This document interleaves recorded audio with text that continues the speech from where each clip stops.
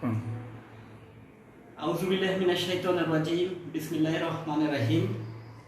সর্বপ্রথম কৃতজ্ঞতা স্বীকার করছি সেই মহান রাব্বুল আলামিনের দরবারে, যিনি করোনার এই ক্লান্তি লগ্নে আমাদেরকে স্বাভাবিক এবং সুস্থ রেখেছেন।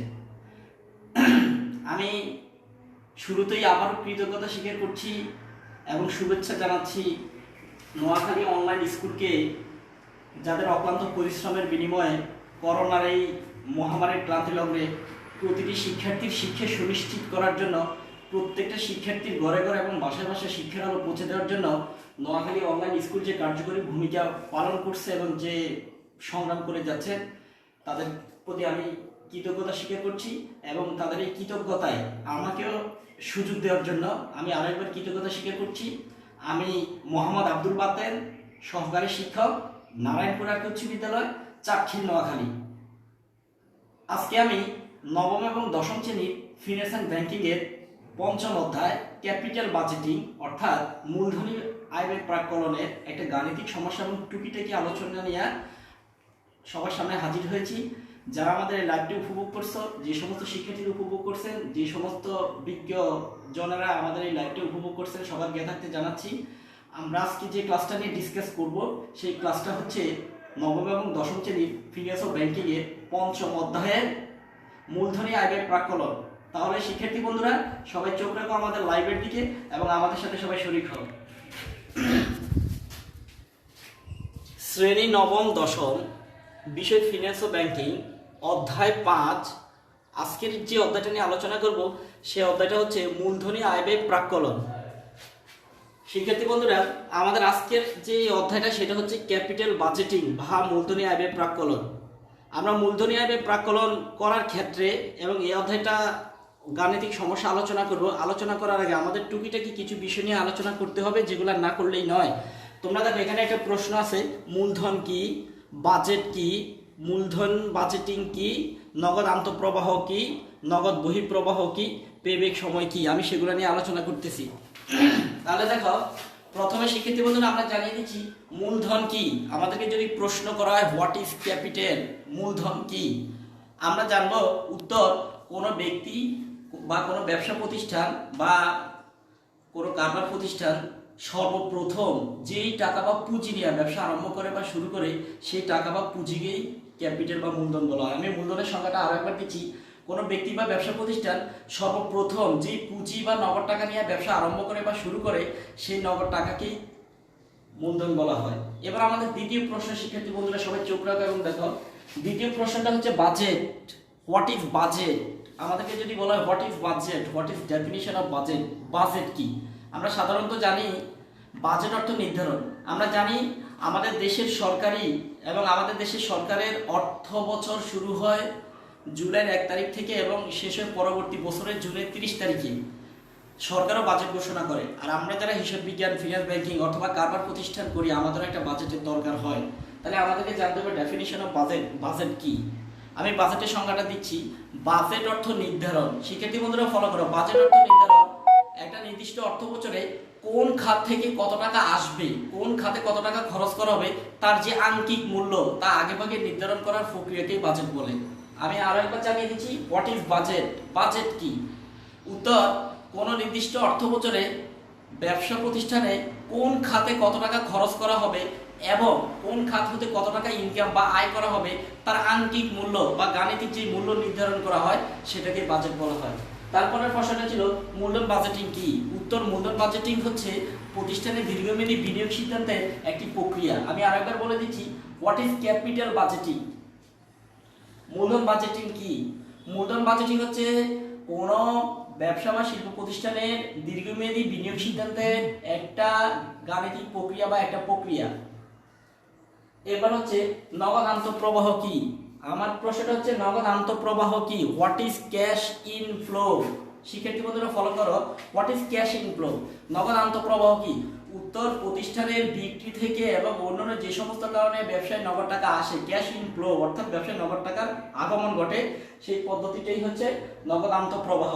এবার আমাদের পরবর্তী প্রশ্নটা হচ্ছে নগদ বহিঃপ্রবাহ কি। শিক্ষার্থী বন্ধুরা চোখ রাখো, নগদ বহিঃপ্রবাহ কি, what is cash outflow. What is cash outflow, নগদ বহিঃপ্রবাহটা কি।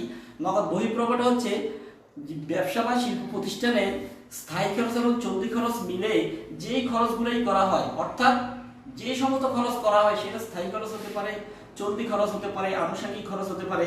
টোটালি কথাটা হচ্ছে নগদ বহিঃপ্রবাহ কি? উত্তর, কোনো ব্যবসা বা শিল্প প্রতিষ্ঠানে চলতি খরচ এবং স্থায়ী খরচ মিলে যেই খরচগুলো করা হয় সেটাকে ক্যাশ আউটফ্লো অথবা নগদ বহিঃপ্রবাহ বলে। এবার আমরা চলে যাচ্ছি সর্বশেষ যে প্রশ্নটা, সেটা হচ্ছে পেব্যাক সময়। What is time period? What is payback time period? Payback সময় পদ্ধতি কি? উত্তর, বিনিয়োগকৃত অর্থ কত সময় পরে ফেরত আসবে তা নির্ধারণ করার যে গাণিতিক যুক্তি বা যে আঙ্কিক পদ্ধতি সেটাকেই কিন্তু পেব্যাক সময় বলা হয়। তাহলে শিক্ষার্থী বন্ধুরা আমরা কি জানলাম? পেব্যাক সময় কি? পেব্যাক সময়ের সংজ্ঞাটা হচ্ছে বিনিয়োগকৃত অর্থ কত সময় পরে বা কোন সময় ফেরত পাবো তার গাণিতিক যে পদ্ধতি অথবা তার আঙ্কিক যে পদ্ধতি, সেই পদ্ধতিটাকেই কিন্তু পেব্যাক সময় বলা হয়। তাহলে আমরা আজকে আলোচনা করবো, শিক্ষার্থী বন্ধুরা দেখো পাঠ্য বইয়ের 61 পৃষ্ঠা, তোমরা দেখো আমরা আজকে একটা গাণিতিক সমস্যা নিয়ে আলোচনা করবো। ফিনান্স এন্ড ব্যাংকিং এর 5ম অধ্যায় মূলধনী আয় ব্যয় প্রাক্কলনের পাঠ্য বইয়ের পৃষ্ঠা নাম্বার 61 পৃষ্ঠায় একটা গাণিতিক সমস্যা দেওয়া আছে। সেই সমস্যাটা সমাধান করব।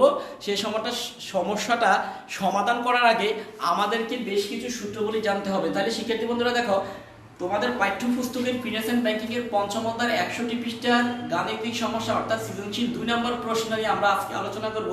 সেই গাণিতিক সমস্যা আলোচনা করার আগে আমাদের বেশ কিছু সূত্রবলী জানতে হবে। আসলে আমরা সেই সূত্রগুলোর সাথে আগেই পরিচিত হই, যাতে আমাদের অঙ্কটা করতে খুব সহজ হয়। দেখো, পেব্যাক সময় নির্ণয়। How to we calculation payback time period. আমরা পেব্যাক সময় পদ্ধতি কিভাবে নির্ণয় করব? দেখো, পেব্যাক সময় নির্ণয়ের সূত্রটা হচ্ছে বিনিয়োগ ডিভাইডেড বাই বার্ষিক নগদ প্রবাহ। আমি আবার বলছি, পেব্যাক সময় নির্ণয়ের সূত্রটা হচ্ছে বিনিয়োগ ডিভাইডেড বাই বার্ষিক নগদ প্রবাহ।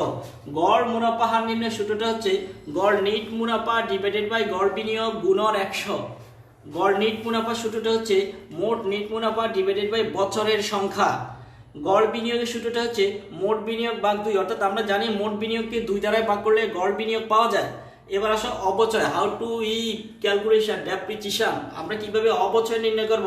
অবচয় নির্ণয়ের সূত্রটা হচ্ছে primary invest minus scrap value divided by estimated life. অর্থাৎ অবচয় সূত্রটা হচ্ছে মোট বিনিয়োগ বিয়োগ ভগ্নাবশেষ মূল্য, যেটাকে আমরা ভাঙাচুরা মূল্য বা স্ক্র্যাপ ভ্যালু বলি, ভগ্নাবশেষ মূল্য ভাগ আয়ুষ্কাল বা বছর অথবা কত সময়ের জন্য অঙ্কটা করা হবে। তাহলে আমরা সূত্রগুলো জানলাম শিক্ষার্থী বন্ধুরা। এবার আমরা চলে যাচ্ছি সরাসরি আমাদের অঙ্কে।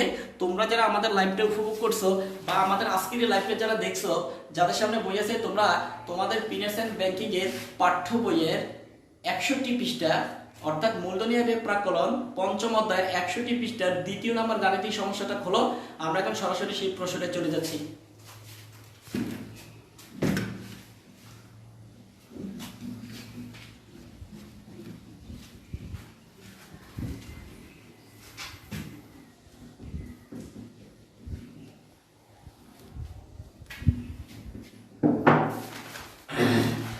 শিক্ষার্থী বন্ধুরা, পাঠ্য বইয়ের তোমাদের যারা পাঠ্য বইটা সামনে নিছো, তোমাদের পাঠ্যপুস্তকের 61 পৃষ্ঠার 5ম অধ্যায়ের 61 পৃষ্ঠার 2 নম্বর সৃজনশীল প্রশ্নটা ছিল এরকম। দেখো, আমি একবার পড়ে দিচ্ছি।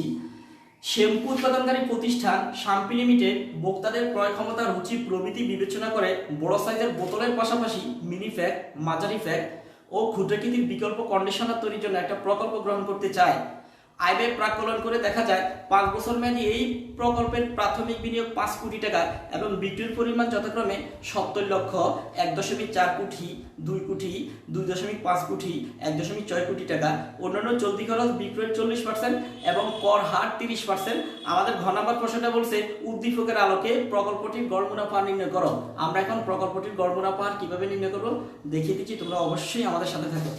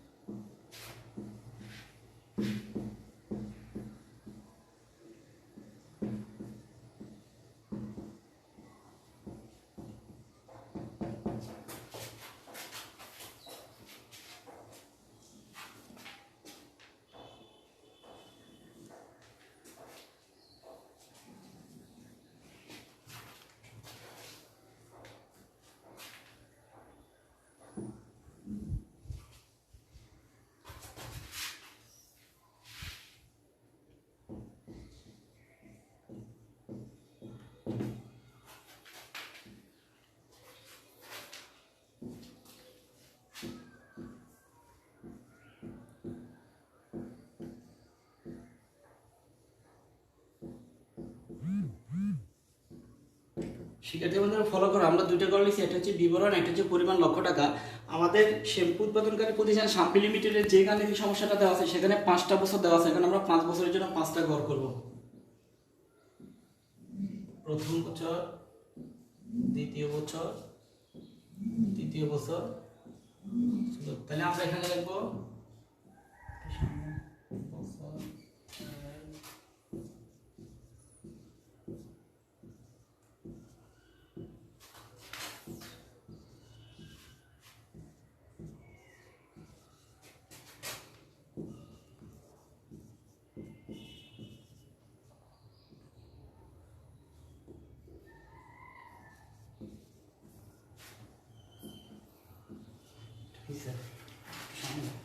এবার দেখো শিক্ষার্থী বন্ধুরা, শ্যাম্পু উৎপাদনকারী প্রতিষ্ঠান শাম্পি লিমিটেড কোম্পানির যে অঙ্কটা দেওয়া আছে, তাহলে বিক্রয়, দেখো বিক্রয় প্রথম বছর দেওয়া আছে 70 লক্ষ, আমরা লিখবো 70 লক্ষ, 70 লক্ষ। দ্বিতীয় বছর দেওয়া আছে, দ্বিতীয় বছরে দেওয়া আছে 1.4 কোটি। শিক্ষার্থী বন্ধুরা একটা জিনিস মাথা রাখো, যেহেতু আমাদের প্রথম বছর লক্ষে দেওয়া আছে আর বাকি বছরগুলো দেওয়া আছে কোটিতে, তাহলে আমরা কোটিকে ভাঙিয়ে লক্ষে আনা যায়, কিন্তু লক্ষকে টেনে কোটিতে পরিণত করা যায় না। তাহলে আমরা প্রথমটা যেহেতু লক্ষে দেওয়া আছে, আমরা বাকি টাকাগুলোকে ভাঙাবো, ভাঙিয়ে সেগুলো লক্ষে আনবো। যে তোমরা দেখো প্রথম বছর বিক্রি ছিল 70 লক্ষ, দ্বিতীয় বছর ছিল 1.4 কোটি, অর্থাৎ 1.4 কোটি মানে 140 লক্ষ, 140 লক্ষ। তারপরে তৃতীয় বছর ছিল 2 কোটি মানে 200 লক্ষ, 2 কোটিকে ভাঙালে 200 লক্ষ, অর্থাৎ 1 কোটিতে 100 লক্ষ, 2 কোটিতে 200 লক্ষ। এবং চতুর্থ বছর ছিল 2.5 কোটি মানে 250 লক্ষ, 2.5 কোটিকে ভাঙালে 250 লক্ষ হয়।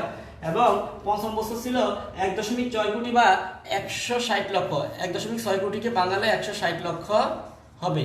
তাহলে আমরা বি2 লিখলাম 5 বছরের, প্রথম বছর 70 লক্ষ, দ্বিতীয় বছর 1.4 কোটি বা 140 লক্ষ, তৃতীয় বছর 2 কোটি বা 2 কোটিকে ভাঙালে 200 লক্ষ হয়। চতুর্থ বছর ছিল 2.5 কোটি বা 250 লক্ষ, পঞ্চম বছর ছিল 1.6 কোটি, 1.6 কোটিকে ভাঙালে 160 লক্ষ হয়। এরপরে আমরা বাদ দেব বাদ চলতি খরচ, চলতি খরচ বিয়োগ হয়, বিয়োগ চলতি খরচ @ 40%, অর্থাৎ 40%। কিসের 40%? 70-এর 40%, 70-এর 40% হয় 28 লক্ষ, 28 লক্ষ। এরপরে 140 লক্ষের 40% হয় 56 লক্ষ, আমরা লিখবো 56 লক্ষ। এরপরে 200-এর 40 লক্ষ হয় 80 লক্ষ। এরপরে 250-এর 40 লক্ষ 40% হয় 100 লক্ষ। এরপরে 160-এর 40% হয় 66 লক্ষ। আমরা এটা কি চিহ্ন? বিক্রয় থেকে চলতি খরচ কি হয় শিক্ষার্থী বন্ধুরা? বিয়োগ হয়। আমরা এখন বিয়োগ করব, ভালো করে ফলো করো, আমরা এখন বিয়োগ করব। তাহলে 70 থেকে 28 গেলে অর্থাৎ 42 লক্ষ, 42 লক্ষ। তারপরে 140 থেকে 56 গেলে অর্থাৎ 84 লক্ষ, 84 লক্ষ। 200 থেকে 80 গেলে 120 লক্ষ, 120 লক্ষ। তারপর 250 থেকে 100 গেলে অর্থাৎ 150 লক্ষ, 150 লক্ষ। তারপরে 160 থেকে 66 গেলে আপনার 96 লক্ষ। কত লক্ষ? 96 লক্ষ। এবার আমরা বাদ দেব বাদ অবচয়। অবচয় বাদ হয়, বাদ অবচয়। অবচয় আমরা কিভাবে নির্ণয় করবো শিক্ষার্থী বন্ধুরা? আমি প্রথমেই তোমাদেরকে সূত্রের মাধ্যমে জানাচ্ছি। যদি প্রশ্নে অবচয় উল্লেখ না থাকে তাহলে প্রাথমিক বিনিয়োগকে বছরের সংখ্যা দিয়ে ভাগ করব। অর্থাৎ আমাদের প্রাথমিক বিনিয়োগ ছিল, দেখো অবচয়টা আমরা এখানে রাফ দেখাচ্ছি। প্রাথমিক বিনিয়োগ ছিল 5 কোটি, 5 কোটি বা 500 লক্ষ। 500 লক্ষকে আমরা বছরের সংখ্যা দিয়ে ভাগ দিব। বছর ছিল কয়টা? 5টা। তাহলে 5 দিয়ে যদি আমরা 500 লক্ষকে ভাগ করি, প্রতি বছর অবচয় হবে 100 লক্ষ। কত লক্ষ? 100 লক্ষ। আমরা অবশ্যই জানি অবচয় কিভাবে বের করতে হবে। প্রাথমিক বিনিয়োগকে অর্থাৎ মোট বিনিয়োগকে বছরের সংখ্যা দিয়ে ভাগ করলে অবচয় বের হয়। তাহলে মোট বিনিয়োগ ছিল শ্যাম্পু উৎপাদনকারী লিমিটেড শাম্পি লিমিটেডের মোট প্রাথমিক বিনিয়োগ ছিল 5 কোটি টাকা। এই মোট বিনিয়োগকে যখন আমরা বছরের সংখ্যা দিয়ে ভাগ করবো তাহলে আমাদের প্রতি বছর অবচয় বের হবে। এই অঙ্কে মোট বিনিয়োগ ছিল 5 কোটি টাকা বা 500 লক্ষ। এটাকে আমরা বছরের সংখ্যা, অর্থাৎ বছর ছিল 5টা, 5 দিয়ে যখন ভাগ করছি 100 লক্ষ হয়েছে। এবার আমরা সেই 100 লক্ষ প্রতি বছর অবচয়ের হার সমান। এবার আমরা লিখবো বাদ, এই বিয়োগ এখানে দিছি, আমরা লিখবো 100 লক্ষ, এখান থেকেও 100 লক্ষ, এখান থেকেও 100 লক্ষ। চতুর্থ বছরও 100 লক্ষ, পঞ্চম বছরও আমরা 100 লক্ষ বিয়োগ করব। শিক্ষার্থী বন্ধুরা ফলো করো, আমরা যখন বিয়োগ করছি 42 থেকে 100 চলে গেলে আর থাকে -58 লক্ষ, -58 লক্ষ, অর্থাৎ এটা ক্ষতি। 84 থেকে 100 গেলে আর থাকে -16 লক্ষ, -16 লক্ষ। 120 থেকে 100 গেলে আর থাকে 20 লক্ষ। 150 থেকে 100 গেলে আর থাকে 50 লক্ষ, 50 লক্ষ। 96 থেকে 100 গেলে আর থাকে -4 লক্ষ।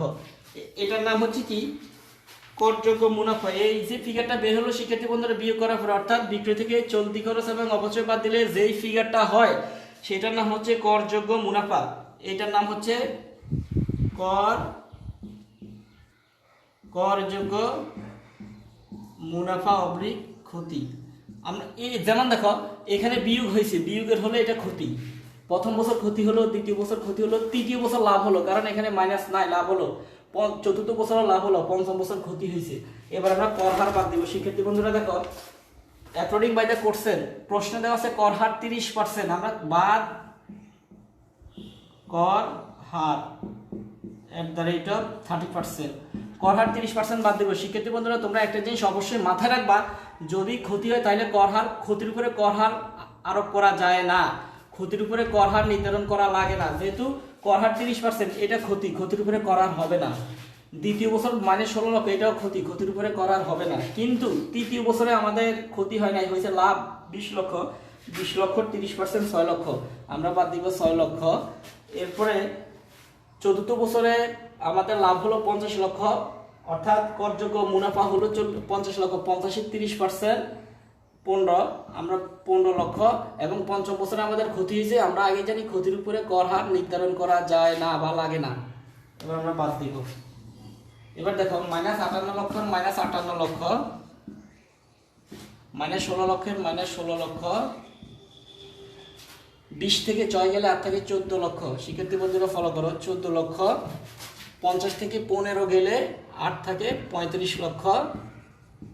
আর এখানে ক্ষতি 5 লক্ষ, -4 লক্ষের, সরি 4 লক্ষ, -4 লক্ষের 4 লক্ষ। এই যে ফিগারটা বের হলো শিক্ষার্থী বন্ধুরা, এটা হচ্ছে কর পরবর্তী, এটার নাম হচ্ছে কর পরবর্তী নেট মুনাফা, নেট মুনাফা অবলিক ক্ষতি। তাহলে শিক্ষার্থী বন্ধুরা দেখো, আমরা কর পরবর্তী নেট মুনাফা পেলাম বা ক্ষতি পেলাম, নেট ক্ষতি পেলাম প্রথম বছর, দ্বিতীয় বছর নেট মুনাফা পেলাম তৃতীয় বছর, চতুর্থ বছর, আবার পঞ্চম বছর আমাদের হলো কর পরবর্তী নেট ক্ষতি। এবার আমরা আমাদের গাণিতিক সমস্যার পরবর্তী ধাপে যাব। শিক্ষার্থী বন্ধুরা তোমরা অবশ্যই চোখ রাখবা।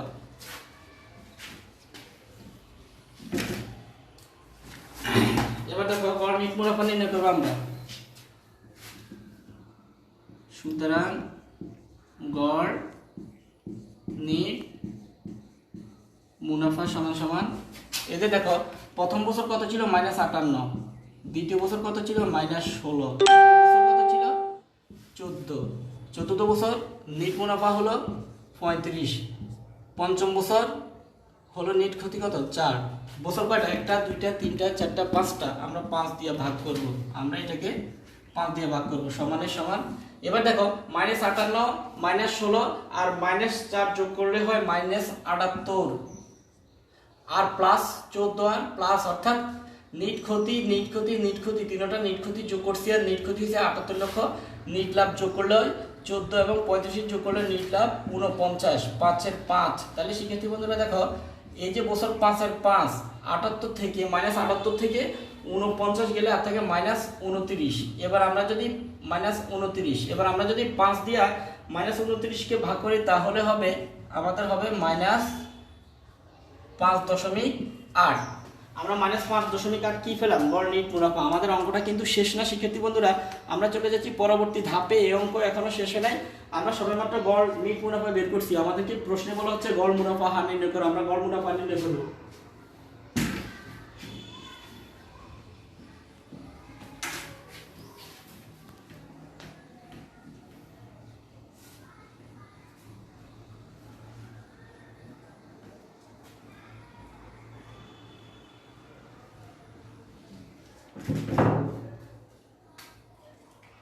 গড় নেট মুনাফা আমরা পেলাম কত শিক্ষার্থী বন্ধুরা?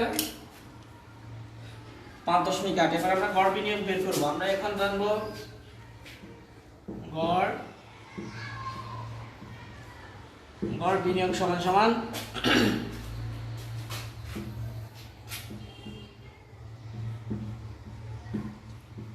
মোট বিনিয়োগ ডিভাইডেড বাই 2 সমান সমান মোট বিনিয়োগ ছিল 5 কোটি বা 500 লক্ষ। আর 2 এটা একটা সূত্র আমরা জানি, গড় বিনিয়োগ সমান সমান মোট বিনিয়োগ ডিভাইডেড বাই 2। গড় বিনিয়োগ আমাদের অঙ্কে দেওয়া আছে 5 কোটি বা 500 লক্ষ, আর সূত্রের 2। এবার 2 দ্বারা যদি আমরা 500 লক্ষকে ভাগ করি 250 লক্ষ হয়। শিক্ষার্থী বন্ধুরা ফলো করো, কত হয়? 250 লক্ষ। এবার আমরা গড় মুনাফা হারের সরাসরি গড় মুনাফা চলে যাব। এখানে লিখব আমরা জানি গড় মুনাফা হার সমান গড় মুনাফার হার সমান সমান গড় নেট মুনাফা ডিভাইডেড বাই গড় বিনিয়োগ গুণন 100। তাহলে আমরা সূত্রটাতে মান বসাবো শিক্ষার্থী বন্ধুরা। গড় নিট মুনাফা আমাদের এখানে কত বের হয়েছে দেখো, আমাদের গড় নিট মুনাফা বের হয়েছে কত? -5.8। আমরা লিখবো -5.8। আর গড় বিনিয়োগ আমাদের কত বের হয়েছে? 250 লক্ষ। আমরা লিখবো 250 গুণনের গুণন সূত্রের 100। তাহলে শিক্ষার্থী বন্ধুরা দেখো 250 দ্বারা যদি আমরা 5.8কে ভাগ করি তাহলে আমাদের হবে 0.0232 এটা বের হবে গুণনের গুণন 100। এবার যদি আমরা এই দুটো ফিগার যোগ করি তাহলে আমাদের হবে, এখানে মাইনাস আছে যদি এই ফিগারটা মাইনাসে শিক্ষার্থী বন্ধুরা আমি আবার বলছি,